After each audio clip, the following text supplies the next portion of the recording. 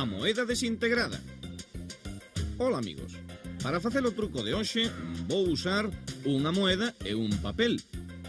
En primeiro lugar, vou poñer a moeda dentro desta dobrez. Fixadevos nela, é a última vez que a ides ver, porque agora, sen que poida sair do paquete a medida que lle estou a facer, por arte de maxia, vai desaparecer sen deixar rastro.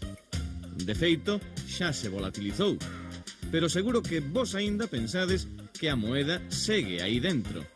Pois nada, rompo o papel e así queda ben as claras que, manda truco, a moeda está realmente desintegrada. Para facer o truco precisamos unha moeda e un papel. Aquí temos por unha banda a moeda e pola outra o papel, que é o que garda o segredo do truco. Facemos antes de máis nada esta dobrez na que imos meter a moeda. Dobramos o papel por este lado, ata onde está a moeda, aí a tedes, e logo por este outro, deixándoa totalmente encaixada, como ben podedes ver.